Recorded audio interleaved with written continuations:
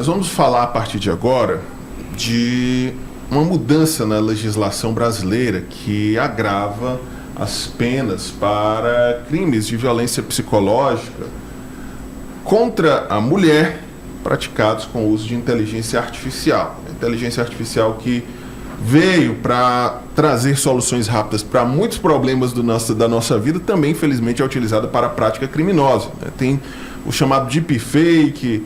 Hoje existem inteligências artificiais que conseguem alterar a voz, clonar a voz da pessoa, a imagem, através de vídeos muitas vezes até pornográficos, Então, a lei foi sancionada pelo presidente da República, a publicação aconteceu no Diário Oficial da União da última sexta-feira. Para falar sobre esse assunto, nós estamos recebendo a partir de agora o advogado especialista em segurança digital, o Dânio Barros, que vai conversar com a gente sobre essa legislação, as mudanças que ocorreram e por que é importante ficar atento também sobre isso. Doutor Eudânio, obrigado pela presença aqui nos nossos estúdios. De fato, é uma preocupação o uso da inteligência artificial para esses fins? Sim, com certeza. Primeiramente, muito bom dia a todos os ouvintes, telespectadores e leitores do Sistema O Dia, e principalmente aqui os que prestigiam aqui o Comando Geral. Bem, o uso da IA, como você mesmo mencionou, ela é uma ferramenta, a inteligência artificial é uma ferramenta que veio realmente para nos ajudar, para agregar valor ao nosso trabalho. Mas, como toda e qualquer tecnologia, sempre há aquelas pessoas que distorcem o uso da mesma e terminam utilizando para cometer crimes.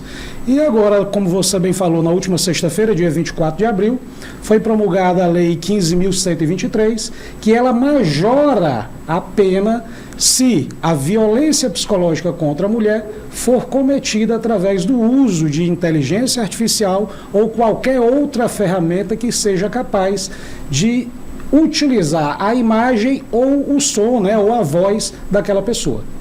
Doutor Eudânio, na prática, pela sua experiência até militando também nessa área do direito digital, existem casos concretos de crimes, principalmente relacionados a mulheres, que têm se utilizado dessas ferramentas, a clonagem de voz, de imagem. O que o senhor tem acompanhado de modo geral e por que essa mudança na legislação é importante? Muito bem. A mudança na legislação ela é importante para tentar mitigar esses riscos da utilização dessas ferramentas exatamente para esses fins. E isso acontece todos os dias. Esses crimes são cometidos diariamente, e no mundo todo. Hoje, facilmente, qualquer pessoa que tem um smartphone na mão consegue utilizar smartphones, por exemplo, para alterar as imagens. Você consegue remover, por exemplo, objetos de imagens. Da mesma forma que você consegue remover, você também consegue adicionar outros elementos a essa imagem. Algumas ferramentas utilizam-se de inteligência artificial, mas outras não, são simplesmente edições de fotos. E aí a lei veio exatamente prevendo tanto o uso da IA como qualquer outro artefato que possa manipular essas imagens ou o som. Então a tentativa é de mitigar realmente esses riscos do uso da IA de forma indevida. Agora, lembrando que o artigo 147b do Código Penal, ele já existe desde 2021 com a Lei 14.188, que previu exatamente essa questão da violência psicológica contra a mulher. E a violência psicológica, ela se dá de várias formas, com humilhação, com ridicularização, a partir do momento que você faz ameaças àquela pessoa. Então, são vários atos que podem gerar essa violência psicológica. E aí, a pena para esse crime de violência psicológica é de 6 meses a 2 anos de reclusão. Só que com esta nova lei, com a Lei 15.123, o que foi que ela fez? Ela não alterou o caput desse artigo. Ela simplesmente criou o parágrafo único, majorando a pena em até metade, ou seja, essa pena pode ir agora até 3 anos de reclusão, se for manipulado imagem e som utilizando IA ou qualquer outro artefato tecnológico. Doutor, dentro do que você já tem, dessa realidade, do que já vem sendo feito hoje, até obviamente que para se ter uma mudança nessa lei é porque está existindo esse tipo de crime, então já existe essa preocupação. O que as pessoas, a gente está falando aqui sobretudo de mulheres, porque a gente sabe que são as principais vítimas, mas as pessoas que são vítimas dessas deepfake, elas devem fazer logo de início, assim, sabe que estão sendo vítimas disso, foram vítimas, o que elas precisam fazer de cara para que a justiça seja feita e que os prejuízos causados para ela sejam os menores possíveis? A primeira atitude é denunciar aquela conta, né, onde foi divulgada aquela imagem ou aquele áudio. E ela pode fazer isso diretamente pelo aplicativo ou entrando em contato pelo canal de atendimento daquela Big Tech, né? No caso do Instagram, WhatsApp, Facebook, que é o caso da Meta.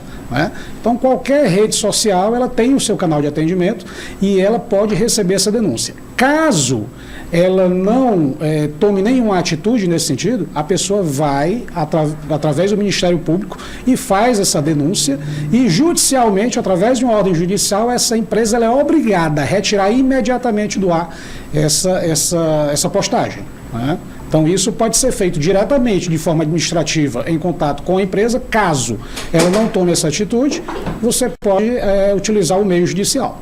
Doutor, todos esses mecanismos que são criados para dificultar, de nada vão valer se uma punição mais severa não ocorrer com o indivíduo. Muitas das vezes o indivíduo ele é banido de uma plataforma, no entanto, ele continua o livre acesso a outra plataforma de rede social e continua fazendo a mesma prática criminosa. Eu pergunto ao senhor, na sua avaliação, o que poderia ser feito, analisado, para que de fato alguém fosse punido de verdade, com penas mais severas, não só com a questão de ser banido de tudo quanto for rede social e também pagar na forma da lei, porque hoje o indivíduo sai na audiência de custódia, com o texto da pena ele é posto em liberdade, se ele lê um livro ele reduz essa pena. Então, assim, qual a avaliação que o senhor faz sobre toda essa questão da impunidade no nosso país? Muito bem. Primeiro, a gente já pode levantar esse questionamento de quão essas penas são brandas. Para você ter ideia, os crimes contra a honra, né, que são os crimes de injúria, calúnia e difamação, que esses atingem a todos, estão presentes diariamente nas redes sociais, né, eles variam aí de 1 mês de detenção a 1 ano. Né, e mais uma multa. Então é uma pena muito branda. Essa lei, para você ter ideia, só há uma lei, né, que tem uma pena maior do que ela, em relação à violência psicológica, que é a divulgação de imagens pornográficas, que aí ela está prevista lá no artigo 218C do nosso Código Penal, com reclusão de 2 a 5 anos. Mas, ou seja, é a única lei que pode sobrepor a essa 15.123, ou seja, a 15.123 ela tem, entre as leis já existentes, talvez a que tem uma das penas mais altas, e mesmo assim ainda é branda, porque é de 6 meses a 2 anos, podendo ser majorada até a metade, ou seja, alcançar os 3 anos. E aí a única lei que, a depender da postagem, se enquadrar como deepfake, ou seja, divulgação de imagens pornográficas, é a lei contida no 218C. Então, o artigo 147B, ele deixa de ser aplicado se puder enquadrar numa lei que tem uma pena maior. Né? Então, se puder enquadrar isso como, por exemplo, divulgação de imagens pornográficas, aí o artigo 147B ele não é aplicado e passa a ser aplicado o 218C. Agora, doutor Eldani, aproveitando a sua presença aqui no estúdio, nos últimos 2 anos a gente observa um avanço e até uma espécie de democratização do uso dessas plataformas de inteligência artificial. Hoje nós temos IAs capazes de criar imagem, gerar imagem, né? Tem o popular ChatGPT, que eu acho que é a mais conhecida, que hoje tem várias funcionalidades, até mesmo na sua versão gratuita. E há um debate muito grande se essa democratização acontece sem um controle, né? Há uma cobrança por uma regulamentação. Muita gente tem acesso para práticas criminosas, né? Nós já citamos aqui, além desses casos de violência psicológica, as deepfakes, mas também para cometer golpes, né? Clonando a voz ou a imagem de um cidadão. Na sua avaliação, de modo geral, falta uma regulamentação mais forte no que diz respeito à inteligência artificial?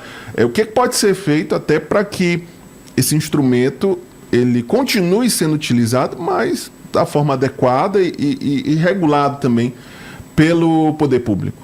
Com certeza. Essa regulamentação, inclusive, há o projeto de lei 2138, que trata exatamente a respeito do marco legal da inteligência artificial, onde o objetivo dele é dar transparência e segurança ao cidadão no uso dessas ferramentas de inteligência artificial. Ou seja, é um regramento. realmente de boas práticas de como se deve utilizar a inteligência artificial. Enquanto esse projeto de lei tramita, né, e nós sabemos que aqui no Brasil o nosso parlamento ainda é muito lento em relação à tramitação desses temas, há de se ver a questão do PL 2630, né, que trata a respeito das fake news, que está aí desde 2020 tramitando no Congresso e ainda não foi convertido em lei.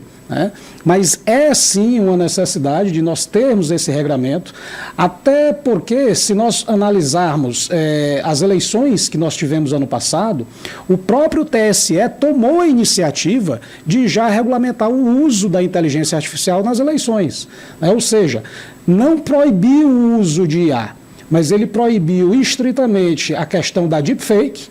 E também, se você utilizasse a IA para produzir qualquer postagem, você tinha que colocar no rótulo daquela postagem a identificação dizendo que aquele produto, aquela imagem ou aquele som foi produzido com inteligência artificial. Então, eu acho que esse projeto de lei 2138 que está tramitando, que é o marco legal da inteligência artificial, ele vem também nesse sentido.